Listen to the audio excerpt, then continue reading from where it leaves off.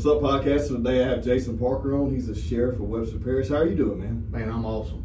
So, man, first of all, it's awesome to see you in office. You won the election. We're here in North Louisiana, and for those of you who may not know who this guy is, I know a bunch of people he knows, and he's from he's now over basically a parish that I grew up in, out of Minden, Louisiana, and just want to get on and kind of talk about life and the actual industry of law enforcement and this past year, all the BS we went through, and just get some positive vibes out there. And I appreciate the invitation to be here with you today, and look forward to getting the message out. For sure. So tell me kind of how you got into this. Growing up as a kid, did you think you was going to be in law enforcement, and kind of how you got to where you're at now? Well, I was born in Alexandria, Louisiana, which is, central Louisiana. Yeah. And then, but I was raised in a small country town about 40 miles west of there, the metropolis of Simpson, Louisiana. Okay. And down in Piney Woods of Vernon Parish. And, back then in Simpson, it's a very small town, population probably around 548. And I compare the Simpson Bronco School kind of to what Glenbrook School is in Minden, but it was a public school. Yeah. Just very small community. And, growing up back then, my dad, law enforcement or judicial side of things is all I've ever known. My dad started out as a cop, PD cop for Leesville PD. Okay. And then my mom was a court reporter for the judicial system there, the courthouse there in Leesville. And my brother's a state trooper. He's number 2 in command down in Alexandria Troop E. And my brother-in-law, retired state trooper. I've got 2 nephews in the state police. So, that's all I've ever known. Gotcha. My sister, she's been at the DA's office in Leesville for 30 years. So that's kind of all I've ever known. Okay. And when I graduated high school in 1991, I went to work for the Vernon Parish Sheriff's Office. Sheriff Frankie Howard was the sheriff then, and I knew immediately that's kind of what I wanted to do. Yeah. And I started off at the bottom. My first job at the sheriff's office was entering traffic tickets for the sheriff's secretary. But while I was working part-time for the sheriff's office, I was pursuing a criminal justice degree at Northwestern State University. Okay. At the Fort Pope campus. Gotcha. Okay. And but after entering some tickets for a little while, I did a little dispatch when they needed me, and then I moved up to the jail. And eventually started supervising some inmates. We'd take them out and do some work and stuff in the fields and what have you. But in 1992, I moved to the main campus at Northwestern in Natchitoches and pledged Kappa Sigma fraternity there. Okay. Shout out to the brothers there. But, back then it was very difficult to get on with state police. And you had to have 60 college credit hours to be able to take the state police test. At the time I had like 72, 76 hours. I said, well, man, I'm gonna go ahead and take the test, and just, it'll take me a couple years to get on. I'll finish my education, criminal justice, and move on. And in December of '94, man, the state police called me, just surprised me, said, hey, we're offering you a position. We need to know, we got academy starting in January '95. We need yes or no. And I said, man, I'm in. I'll finish my education later. Okay. So I started State Police Academy in January 1995, and it was a brutal 15 weeks. I can tell you that. It was kind of a military type, style academy. Right. And I think we started off with 120 maybe. That's just a guess. And I think we graduated 80 something. So it was. So they weeded out the weak on that one. They weeded out some folks. Yeah. Well, and so from there, how long were you a state trooper? 24 years. Right. Man, that's a long time. Yeah. And like I said, when I got hired with the state police and I graduated in May of '95, they sent me up here to Shreveport to Troop G, and because all my family was back around the Troop G area. Right. The old country boy from Vernon Parish ain't never been north of Natchitoches. It was a little culture shock for me. For sure. Yeah. Come up here, so my first apartment, I lived in some apartments there. In Bossier City for a couple of years, and eventually met my wife, and she was from Halton area, and we moved to Minden. We started our family. Man, I've got 2 beautiful girls. Alicia's 23. She's in PA school in Shreveport, pursuing a degree over there. And then my baby, she's 21. She's got a year left in nursing school at Louisiana Tech. So Christy and I've been together, 24 years. Man, it's been an awesome experience. That's awesome. Yeah. And so now, I have a lot of questions for all of that, because seeing what it's like, seeing the actual law enforcement, how it's evolved over time with technology and, you know, culture, and being from a small town going to a large town, and being a state trooper. I mean, I'm sure you've seen all kind of stuff. What's the most monumental thing that you've noticed, you know, throughout that, as far as maybe life changing for you before you got into the position you're at now? Right. You know, it's constantly evolving. You know, the policing back in the 1990s, you know, when I first started, to now is, you know, it's a whole lot different. And, you know, with the situation that we've got going on today with the COVID and all that kind of stuff, you know, we have to take special precautions and so forth to try to keep us safe and the citizens safe at the same time. Right. But it's been an adjustment for me, and I tell you, it's, you know, when I got hired with the state police and moved up here, I started out on patrol, and I only did that for about the first 4 years. I just never was a big ticket rider. Okay. Very important part of policing. It just wasn't my cup of tea, you know. And it's I went into the criminal patrol. I started working on the interstate, working criminal interdiction on I-20, which is, you know, main thoroughway for, you know, trafficking, you know, illegal narcotics and money and you know, human trafficking and so forth. We've run into all kind of stuff out there. And I was a K-9 officer out on the interstate. Seen a large amount of narcotics at one time, and I think the largest marijuana seizure we've seized out there was around 1,700 pounds, man. God, well, I've heard that too. That they say that I-20 corridor basically is like a mecca for drug trafficking and distribution. Absolutely. You know, 20 is bad because it's a direct shot to Atlanta. Right. And that's another hub over there. But I-30 and I-40 and then I-10 down in South Louisiana, that's probably a little bit more significant. Really? Right. Okay. But I-20 is, back in the day, it still is. I mean, they're still seizing a lot of narcotics out there on the interstate. So. Well, since we're on that subject, you know that recently they passed where they're going to Congress for marijuana being legal. Mm-hmm. And that's something that's going to change a lot of your guys' industry, if that happens. Right. And then they're also talking about letting people out of prison that went to jail for those things. What's your opinion on that? You know, marijuana for 24 years we see, you know, every time we made an arrest we had to fill out a form, like a personal history type form. And, you know, the very first question on the back page was, what was the first drug that you ever used? Yeah. Are you a drug user? Yes. Right. Marijuana was 99.9%. So, you know, it may be a stepping stone for some folks. Yeah. I'm not saying I'm trying to judge folks. You know, right. It's a deal they deal, you know. As long as you're not out there and selling narcotics or selling the weed to, you know, school kids and stuff like that, what you do, you know, it's against the law, but what you do at your own house is your own business. Right. You know, marijuana in the judicial system, a lot of those are, you know, non-prosecutable cases, or they're just putting on diversion or what have you. It's kind of like a DWI or so forth. So, you know, times are changing and evolving. The biggest problems we have out there right now as far as narcotics is methamphetamine and the opioids and heroin and stuff like that. That stuff right there, and you know, how do we regulate that? How do you control that? How is that something that we're going to be able to fix? Like, I feel like it's just taken over. Right. Well, you know, up here in this area, specifically in the Shreveport area, we haven't seen a whole lot of heroin. And my last 7 years as a trooper, I was supervisor over a narcotics unit for DEA Task Force. So we work right here in Shreveport. Didn't see a whole lot of heroin. It's here. I hadn't seen a whole lot of it. But once we started cracking down on the opioid problem, the pills, the hydrocodones and the oxycontins and stuff, the prescription type medicine. Yeah. We put the regulations on the doctors and pretty much, you know, tried to control that. Then that's when we started seeing a little bit more of the heroin in our area, because once we take the pills away from the addicts that are required to have that, then they're going to revert to something else. Gotcha. So you take care of one problem, but you're creating another. Right. So it's constantly evolving. I think that we have to give people a chance to go and get some help when they need it. Yeah.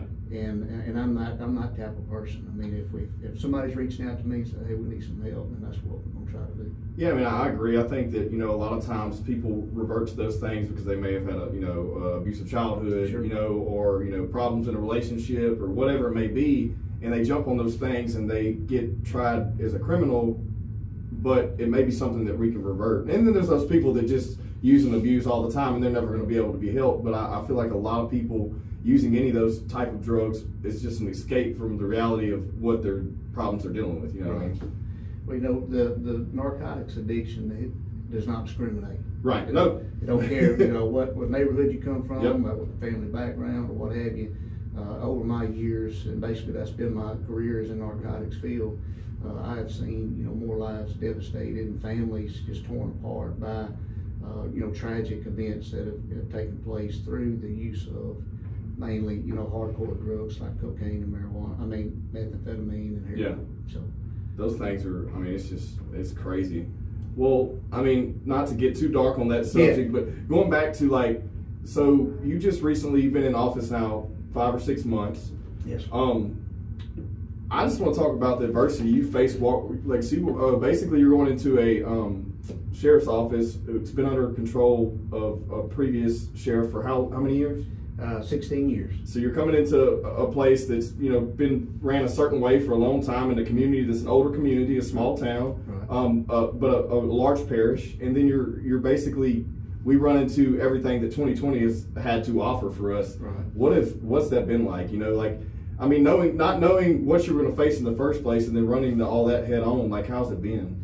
Well, it's been a challenge, yeah. And it's something that I've accepted head on. You know, it's you know, a lot of folks saying, man, you can't believe that you went actually, you know, knocked on doors wanting this position at this particular time. Right. You know? But I think that everything. You're still campaigning during COVID. Well, right? it was towards the end. Toward the end of it, right? Yeah. You know, the election was October 2019. That's when we won, and then actually the COVID didn't start really till like the February. Right. March Okay. area. Okay. So Gotcha. we'd already got in there. Okay. But you're still having to, you know, face these things and get ready to take office during the entire shift of something that absolutely. Nobody in the history of, you know, anything has had to deal with. Yeah. You know? You know, I kind of mess with our old sheriff, Gary Sexton, very good friend of mine, a super good guy. I mean, he ran a good department, and we're trying to make it better. Right, of build course. on what he had already built. And I messed with him, you know, after the election and all this kind of started coming up. I said, man, this you know, new sheriff coming into town, and I've got the COVID going on. We've got some civil unrest, you know, happening all over. We've got you know, tornadoes, bad storms, hurricanes that we've got. And I said, man, if door cheek turns red, I'm going into ministry and stuff like that. So it's one of those things. Yeah. But you know, you've got to be able to adapt. Yeah. Especially as sheriff. I mean, people look up to you and say you need some leadership and some guidance on directions to go with certain things. And well, certainly with the COVID issue that we have going on, we encourage everybody to be as safe as they can, and we try to help out with the deputies to try to get them to, you know, show a leadership role as far as wearing their mask in public and so forth. And we've kind of had to adjust our ways that we do stuff out there. You know, when we respond to a call, if at all possible, right.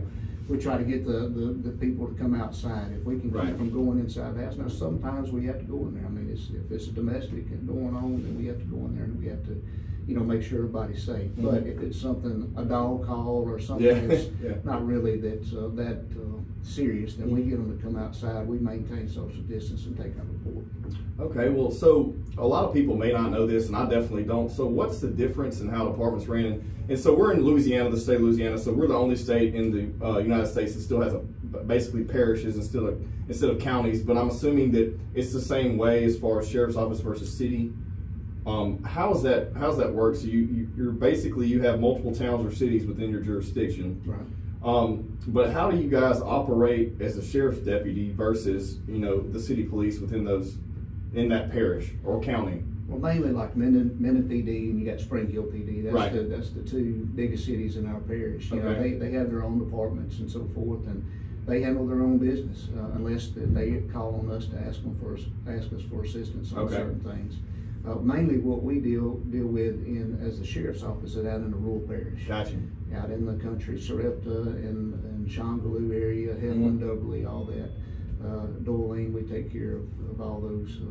You know, and some of those city PDs, like you have a Doylean police chief down in Doylean, Robbie Hayden, and he's got a guy or two that works for him, and so does Sibley PD. You know, each town has their own PD, but mainly, you know, they help out when they can, but we take care of them. Well, so the differences in operations are, I mean, they're basically the same. You're just over. You basically handle all the rural areas, and if they need something, right, for the in between, you can help them out. Now, how's it been like working into, going to the sheriff's department and running that type of department versus being on highway patrol for so many years? What's the shift in interaction? Because I'm assuming that now you're working with more people with less conflict face to face than whenever, usually if you're dealing with the traffic stop, there's always a heightened sense of, right, could go either way. And I think that law enforcement today, there's more to law enforcement than putting handcuffs on folks. Of course. I mean, there's a time to educate, right, people out there, and communication with the people that you're serving, and also communication with the other law enforcement agencies within your district. You keep that open, that door open for communication, and there's no end in sight that what you can accomplish as far as trying to maintain and set the same goal. Yeah, but have you seen difference in working that type of police work versus this? I mean, what are the positive and negatives? Well, with the state police, you had the criminal interdiction. We worked on the interstate. I was in narcotics for a long period of time. Right. And then going to the sheriff's office, you're dealing with more domestics, and you're dealing with more, civil, crimes and property crimes and thefts and burglaries. I mean, it's completely different. Right. And as sheriff, my job has been for the last 5 months is being a problem solver. Right. People come to me for answers. They need to talk to me, and that's one thing that I've said from the beginning. My door's always open. I'm gonna be as transparent as I can with the citizens, and I think that's very important for them to know that they can come and talk to me at any time. And they come, I mean, that's good. You're going into office, this early and already having the trust of your community and able to come and talk to you. I mean, that says something, you know what I mean? And there's a lot of times, that I can help folks. And there's some times that I can't, but at least I can guide them in the right direction. Right. And, there's a lot of, people say, hey, you can give that opportunity to somebody, but a lot of times they want to come talk with the sheriff. Mm-hmm. And that's just the way it is. And I've been blessed every day. I mean, I really have to be able to, I love my job, going in and seeing how can I serve the people today, how can I make a difference and make this a better place for everybody. And that's really good to hear, because we faced with this, these past few months, or earlier this year, with all the heightened negativity towards police, and it's it's one of those things where, and I'm not a police officer, but from the outside looking in, there's always going to be a bad apple. You know what I mean? And unfortunately, in the media and social, anything like that, they're going to put all the attention on the bad apple and give the good apples, all the rest of the good apples, no recognition. Right. And that's an issue. And like you go back to talking about working in the community and supporting those people, and then I think we still have an issue with not enough funding to do more training. Like, I feel like you have you have psychological things that you have to go through too, like going through. I mean, you're more in a positive position now, I'm sure, than you were over years. You say you were in narcotics, but I mean, what is that? How do you make that mental shift? If you seem to be a great family man, you have 2 great kids, your wife, you've been married this long, you were in state trooper that whole time. How do you bring positivity to all the negative stuff you have to deal with every day, as far as in that industry? It's you mentioned training. I think that is a very important deal for me, and I've offered my deputies out there whatever training that they get. So say interview and interrogation. Mainly that is for in the past has been like more for a detective type investigative type deal. Well, I'm offering my deputies out on patrol that same education, because that gives them a chance to better themselves. Of course. And that's going to make them a better deputy. And at some point, maybe they can go into detectives or so forth. So anything that we can do to make our people better and to better serve our citizens, that's what we'll give them opportunity. And training is huge for me. Yeah. There's the connections that I have, the resources from state police and the federal government, and whatever. I'm going to use everything that I got to bring us all the training that we can. And one of the big things that we have is that we need to have is like de-escalation training. Yeah. You can roll up on the scene, and just by the way that you come out and act, can change the whole scenario. And that's what I'm trying to instill in my men and my ladies. Yeah. I think that, you know, you have, like, in rural areas, I've seen this a lot where you may not get enough. They may get more lax and lackadaisical in operations because you're not running into that much conflict. Mm-hmm. But then when you do, hey, you're not used to running into that thing. So, you know, doing that, you know, regulatory basically training on a regular basis, and then, you know, not having to run into those issues as much. You know, we're not knowing how to respond or being a little rusty on, you know, the interaction. Right. And I think, you know, our bigger departments and bigger metro areas are constantly seeing that thing, you know, that stuff. But then we have, you know, police officers we have a shortage of those, you know, in those areas to where they may be burnt out, you know, or they're taking a negative toll. And that's one thing I wanted to ask you about is, like, I'm all about getting value to everyone listening. Basically, if, you know, someone wants to get in this industry, or if someone, you know, wants to be a police officer, or say someone is a police officer and they're battling mental issues of basically negativity all day long, right, and then going home and making that switch back to positive, right, you know, or just in regular everyday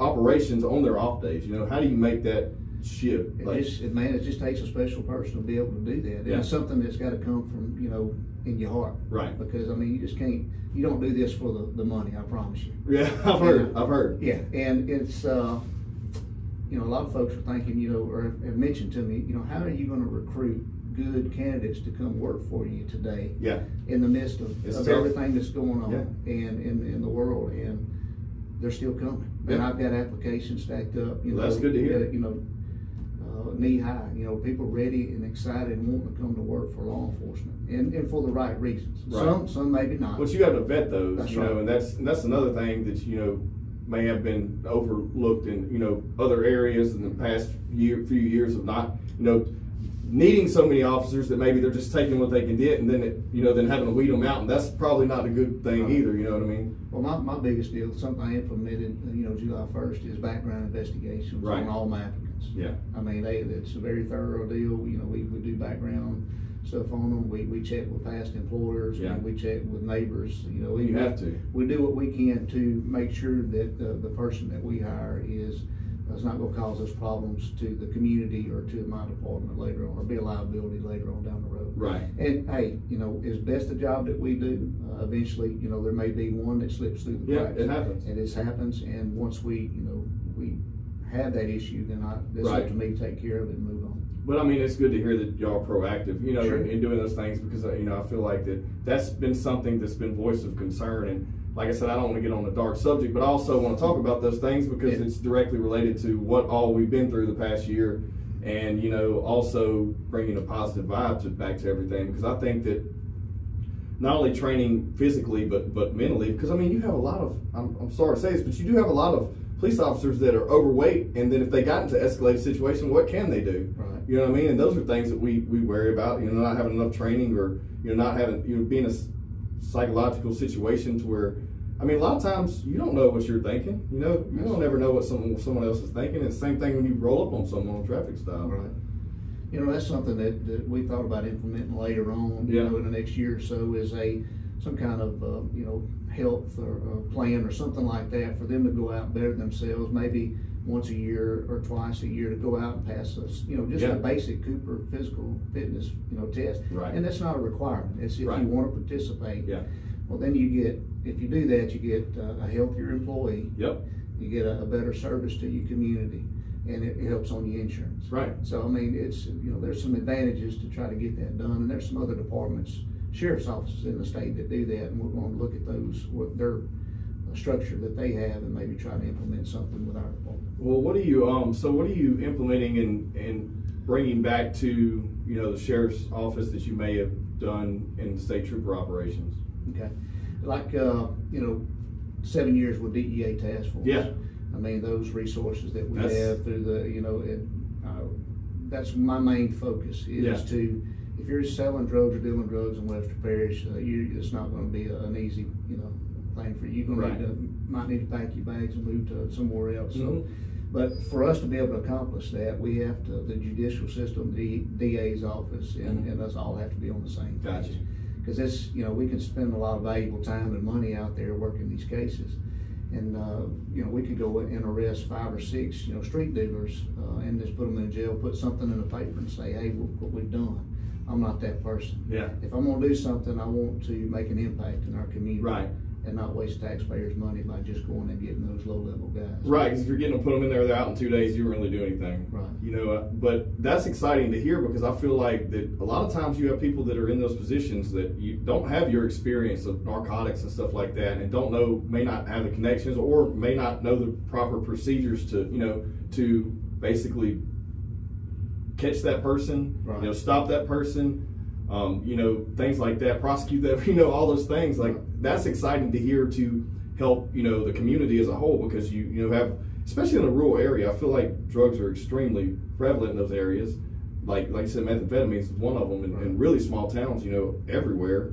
And that you're able to actually bring that back to those rural areas, because that's something that speaks volume to, you know, a lot of places that may not have, they may have been in that department for 10 years, or maybe they were a deputy in that department for 20 years before they made sheriff, and they really don't have experience dealing with those things. Right. And they're just doing the same thing that they've been doing over the course of the years, trying to do their best, but not having to see the bigger picture.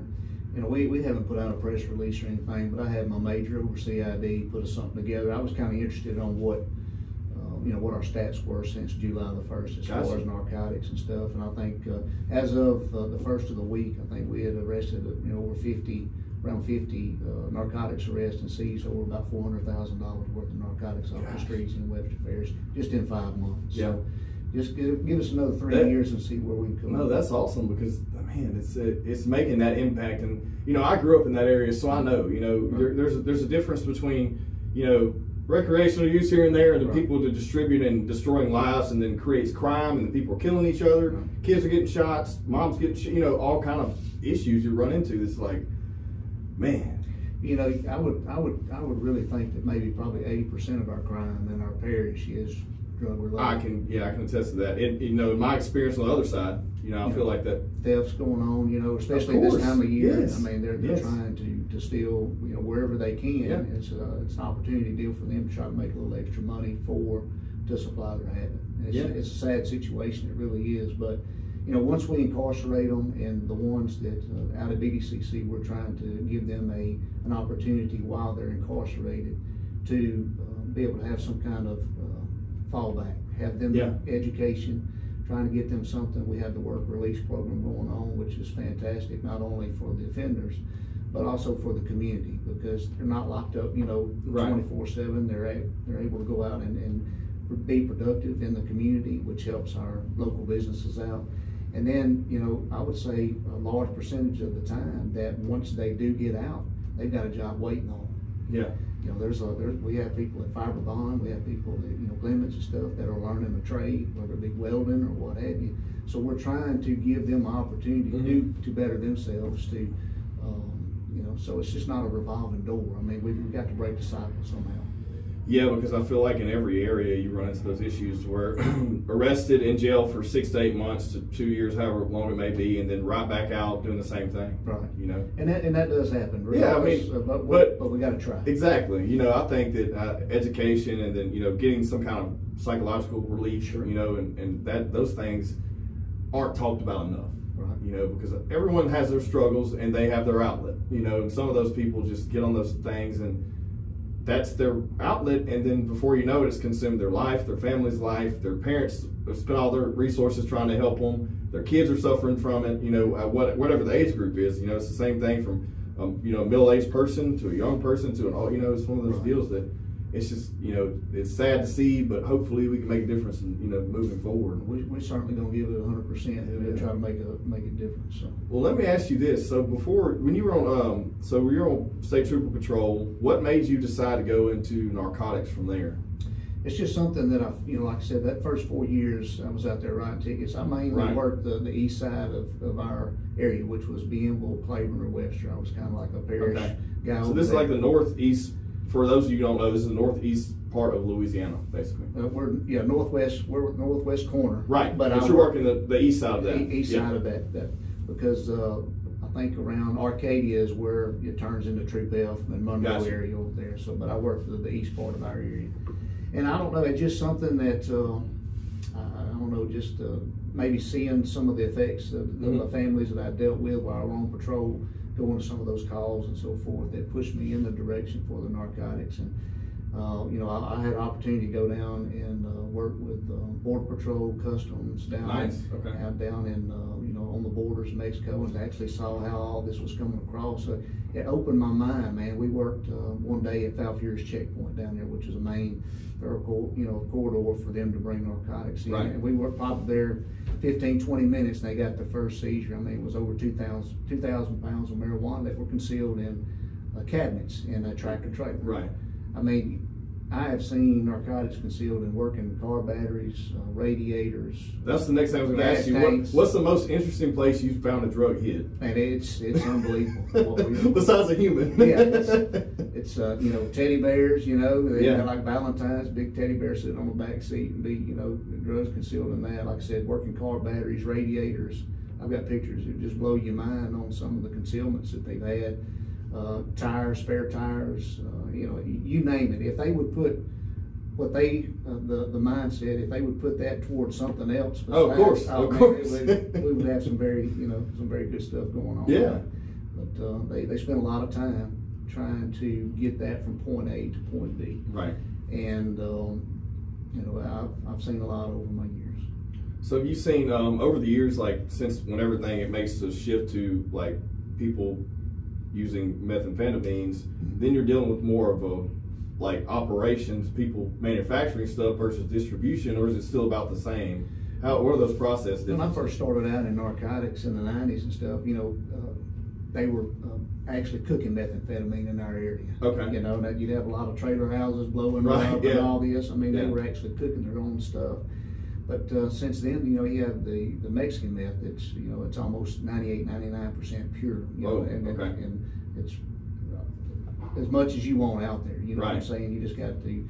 So the stuff that they're making, we don't even hardly see any cooks anymore. If it is, it's the little shake and bake stuff that they make on the side. But the big operations of the labs and stuff like that we dealt with in the 90s, and we just don't see that anymore. But because once somebody, an addict, a methamphetamine addict, gets addicted to the methamphetamine that comes from Mexico, it's so pure. If they try to go make their own batch, it's probably, you know, 50, 60% pure, and it's just, they don't get the same high. So, you know, there's so much of that out there.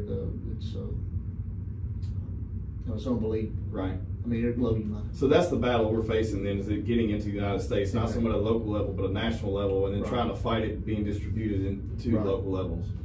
And you know, the issue that we got too now is the fentanyl, you know, that we see. You know, when I was, just makes me have chills up and down my arm, but one story I'll tell you, before I retired from the state police, you know, I was supervisor over narcotics with the DEA, and a lot of our interdiction guys, they would go out there and work. Well, you know, for 24 years, if we seized a package, like a kilo type package, you know, that's going to mainly be either cocaine or methamphetamine, in my experience. Well, right before I left, you know, DEA was telling us, hey, you need to, you know, y'all use officer safety, the fentanyl issue. About the size of a grain of salt can kill, you know, me or you, just a small portion. It don't take much. Well, they had, one of the interdiction guys had stopped, and I think he sees like 13, you know, kilos of package, what I would think would be cocaine or methamphetamine. And for all of those years, man, it would take, I would get my pocket knife, cut open one of those packages, and we had field test kits, and we tested and say, okay, this is cocaine, you know, heroin, or meth. One of the, you know, it was pretty easy. But for whatever reason that day,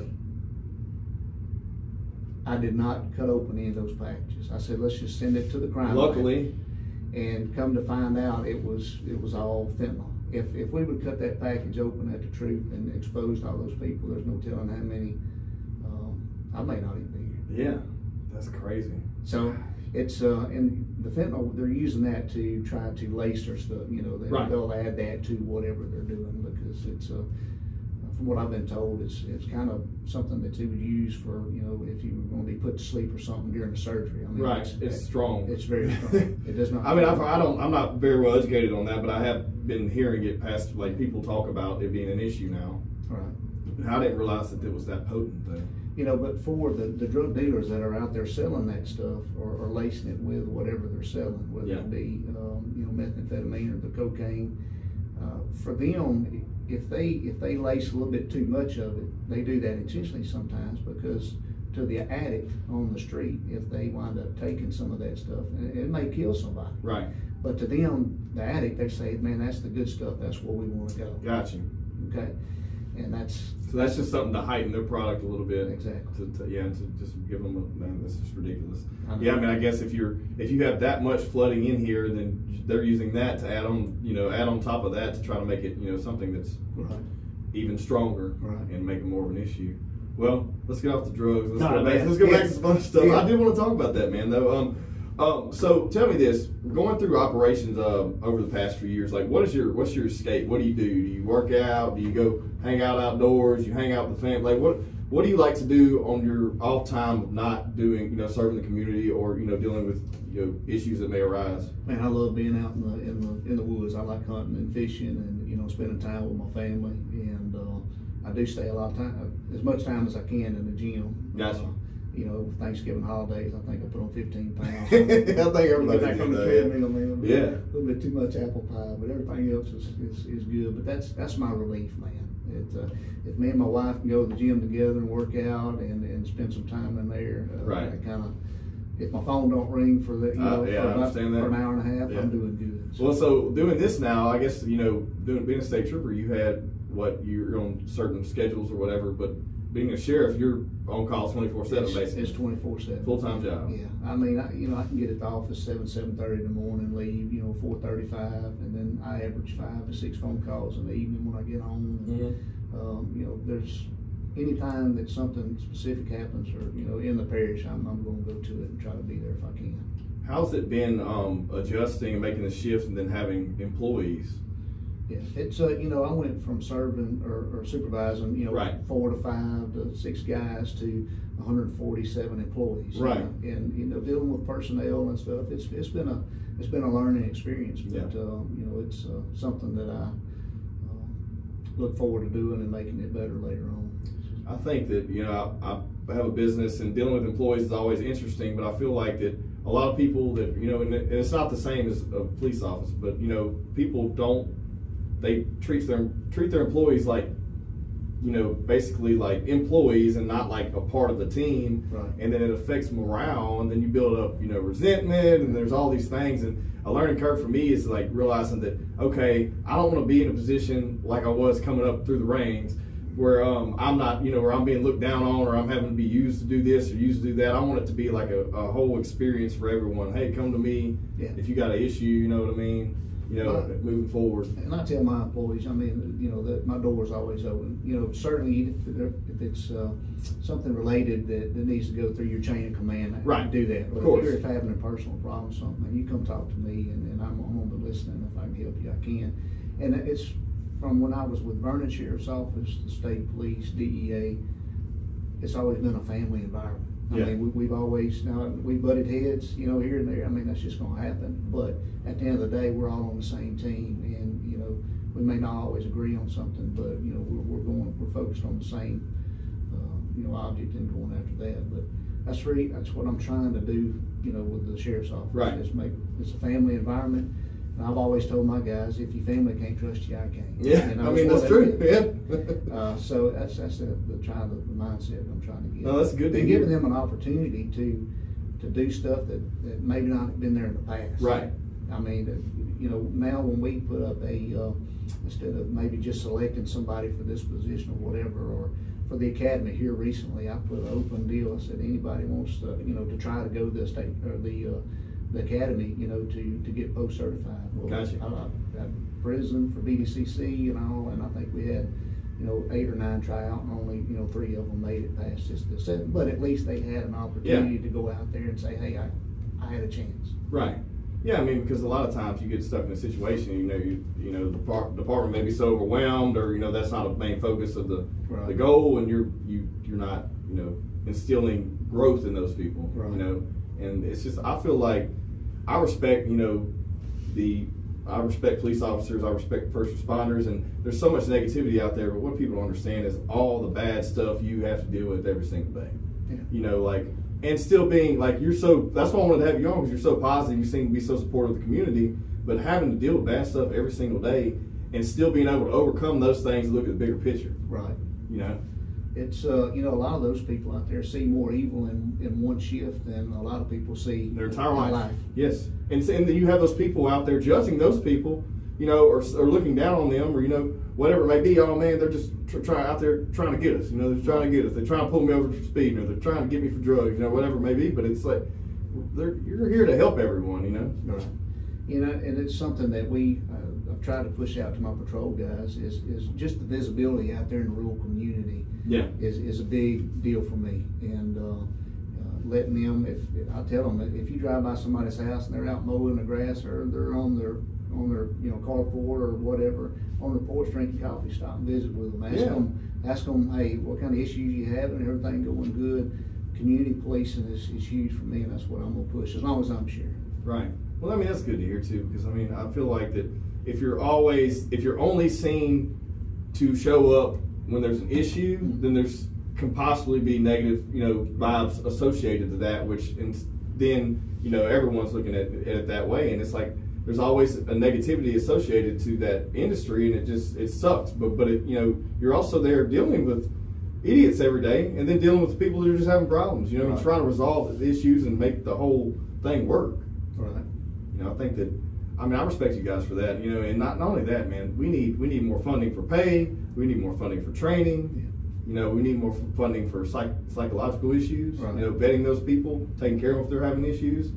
I think that, you know, the same thing with the military, like we have those issues, you know, where people deal with all that stress and then try to, you know, adapt to a normal life. Yeah. Where people don't have any stress. They think that someone messed their damn coffee up at Starbucks and their day's over. You know what I mean? Like, are you kidding me? It's you know, if we do have something that happens substantial out, you know, that you know, like if that somebody needs, one of my deputies needs counseling or something like that, we're going to provide them with whatever, because we had that with state police or whatever. And that's good to hear, because a lot of people don't do that. You know, they're just focused on, you know, the day-to-day little operations and not, you know, not the big picture. Right. I think that, you know, one of those things we forget about is what all, you know, you guys do for us, you know, and not so much, just like I said, just associating with, I hope you don't pull me over because I'm running 3 miles over the speed limit, or, you know, I'm trying to hurry up and get to work or running late, you know. Well, I'll tell you, one of my main focuses is our kids. You know, that's our future. Yeah. And when I retired to state police, came to work for the sheriff, Gary Sexton, he put me on as a school resource officer. And probably for those 8, 9, 10 months, that's probably the most rewarding 8, 9, 10 months of my career. Yeah. Because a lot of those kids in those schools, man, they don't have the guidance they need at all. Right. And they need to see law enforcement in uniform as a positive.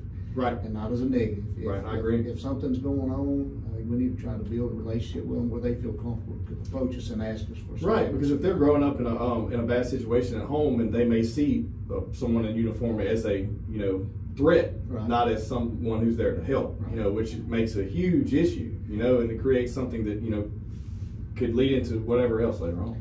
You know, if I had a dime for every time I've been in Walmart or a restaurant or a public place and, you know, got a mom or a dad with a small kid and they said, there's a police officer, he's going to take you to jail. Oh, man, I remember that. Yeah. I remember that growing up. My mom would be like, I'm going to get that guy and take you. I'm like, you can't do that, man. You can't tell kids that, like, because they think they're out to get you all the time. I mean, I know it's like one of those old school, you know, tactics of, hey, behave. I'm going to get him on you because you're not listening to me, but that's not the way to go about it. You know? Yeah, they need to see us as a positive light, or, you know, because a lot of times, you know, police are called to the homes to help with domestic issues or what have you, and we just need to have those the kids looking at us and saying, hey, this is somebody that we can depend on, that we can go to, and that's how we're going to build up the next generation of law enforcement. Yeah, is through what they see us doing today.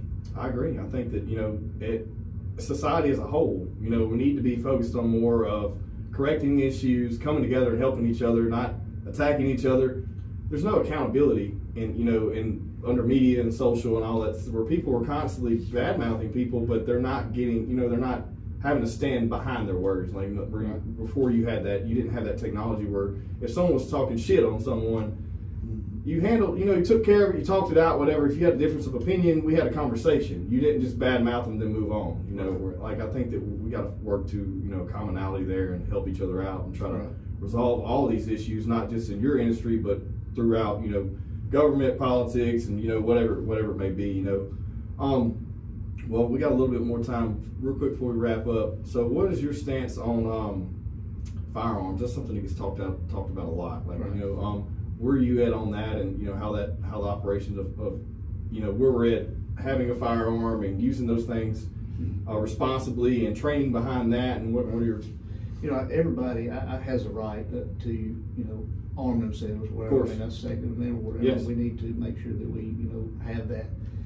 I encourage everybody that I can to go through a concealed carry, you know, and get a concealed carry permit through the state or whatever. Yeah. And it's not only to, I mean, that's the right way to do right. it. Because, you know, you get training. Yeah. You don't want somebody out there with a gun that, you know, really that on their hip exposed because they can do it. Right. I think that's more of a target than it is a resolution. Right. And it's their right, you know. Yeah, no. But I just try to encourage everybody to have that concealed carry, you know, course, because you get good education, you know the laws, and you have some training, and you actually have to shoot in front of a, you know, to be able to just to handle a weapon is one thing, you know. So, but certainly these days and times, man, I think that everybody has a right to bear arms and have that on them and defend themselves. Yeah, I think that we're in another, you know, part in time to where we're running those things to where if you're not in the situation of, if you don't know how to and you have that weapon, you're more of a danger to everyone around you versus knowing how to, having that, respecting that, right. And then be able to make the right decision. Right. You know, I think that's one of those things that we face on a day. I'm sure you guys run into it every single day. You know, and I would say a large percent of the law enforcement out there today, you know, if you get stopped on a traffic stop, you know, they're not concerned if you've got a weapon. They just need to know that you've got a weapon. Yeah, of course. Of course. And I tell people all the time, just let that law officer know that, hey, I've got this. Right. And that just takes away the scare factor of everything, and normally everything's fine. That's good. Well, so before we end this thing, and want to do it on a positive note, tell me one of the, if you got real quick time for a story of maybe of your past few years of, you know, working through, you know, state trooper or into this new office that you're in now. What's some of the most, I guess, a good story of one of the most positive, rewarding things you may have ran into, that maybe that stands out to you, think about all the time? You know, and I just mentioned it with the kids, man, yeah. The school resource officer, and being, you know, and since taking office in July, I've added 3 extra school resource officers for the parish, added an extra DARE officer, 2 full-time DARE officers, because I believe that just getting out there and educating the kids and setting a positive for them through the department is probably the most positive thing that I can see coming in the future. I think that, you know, we view those people that, like, growing up, we didn't think that was cool, you know what I mean? Yeah. But if you look at it now as an adult and, you know, as a citizen, that's something that's really important that you don't even think about, you know? Like, taking care of our kids and our elderly, you know, the senior citizens in our parish. You know, we've made contact with the Council on Aging in Minden and up in Spring Hill, and we're going to try to coordinate something where, say, if we have a senior citizen that their closest family may be Dallas, Texas. Yeah. You know, and they're not getting checked on and so forth. Right. We're going to identify those seniors in our parish and have somebody, a deputy, calling and checking on them. And that is an issue. Yes. You know, that is an issue. We have a lot of people that are older that, you know, run into, especially with this, what we're going through now, but like run into a health issue and may have fallen and can't contact someone or may be sick, and that's extremely important. That's another thing I hadn't thought about. I'm sure it's something that. And something else positive that we got coming up in the parish. You know, I don't know if you have read the paper here last week or something, but we had the police jury meeting, and I announced that we're going to have I'm going to present an animal control officer for our parish. Okay. The need for an animal control officer is a big deal, because, you know, we're constantly having the dog issues, and we have a parish ordinance where. Oh, we have, like, I'm just not aware. You have like dog attack issues, or or they're coming on other people's property, and people are gotcha. Yeah, and you know, man, I'm a dog lover. Yeah, me too. Myself, and I've had dogs all my life, but. If you know, if you've got a dog, you've got to be able to either, you know, keep it on your property somehow. Yeah, you're responsible for it. Be responsible for it. But, you know, I've got one resident there in the Minden area. You know, him and his wife are scared to go out in their own, you know, front yard. Right. You know, because they that's an issue. Yeah. You know, and it's just, they shouldn't feel like that. Right. So, with this animal control officer that we're going to be able to try to have some enforcement action type stuff, and maybe educate folks on what they need to do. Also, here in the near future, we're working on getting some safety areas, like at the sheriff's office and on the north end and the south end of the parish, where the trading stuff or the buying stuff online these days. Right. We'll have a safe Those location. are important. We'll have a safe location for residents of Webster Parish to come. It'll be 24-hour surveillance. Or, if in a family matter or a civil matter with a child custody, that's a good place for them to trade off. And that's right. That's something that's extremely important too. Yeah. So you guys are making some moves over there. That's good to hear, because you have, like, I know larger departments are doing those things, but you don't see that in rural towns as much. With the education, I feel like we touched on a lot of that. The education, the training, providing more opportunity for the community. Those things are really important, where people can feel safe. The transaction, behind, and you guys are behind them. That's something that's really important. Well, before we close this thing out, anything that you want to mention that we may have not talked about? Anything that any advice you may want to give to people who are just maybe everyday listeners, or they may be in law enforcement, or they may be looking to get into law enforcement? Do you have any advice for them? If you're thinking back one day about going into law enforcement, try to get your education first. I got a lot of young guys that are just getting out of high school. They want to come get that get that sworn in, get that badge, and go straight to the road. Well, there's steps that you need to take to be able to progress to be able to do. You got to learn how to interact with people. Exactly. You can't do that going straight from high school. There's no way. Yeah, and it's I've done it, and so you need to get that education, and then you need to put your application in. And normally, you'll have to go to like a corrections institute, because if you can't deal with those folks in there, I always wonder why that was the process. And you'll learn from them and interacting with them and knowing this stuff, and then that point, we'll have a chance to maybe go the road. But education and just learning as much and being open-minded. I mean, you can't go in there saying, this is what I want to do. You got to be open-minded, and being able to just communicate with folks and listen is a big deal in law enforcement. I agree. I mean, sounds good to me. Well, man, you got me sold. I'm excited. Like I said, we're only 5 months in, but I'm excited about the future, next 3 years. A long time serving the people of Webster Parish, because, like I said, I'm 47.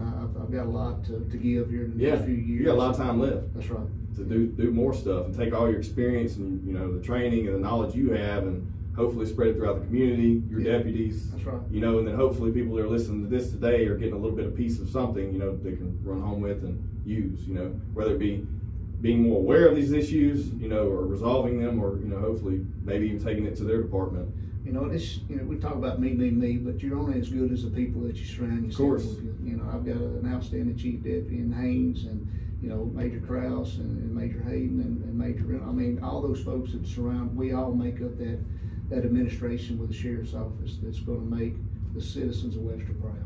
Yeah, well, sounds good to me, man. We're going to end it on that, man. Thanks for everybody for listening, and please subscribe to the podcast. Thanks, man. Appreciate you having me. Yes, sir. Thank you, bud.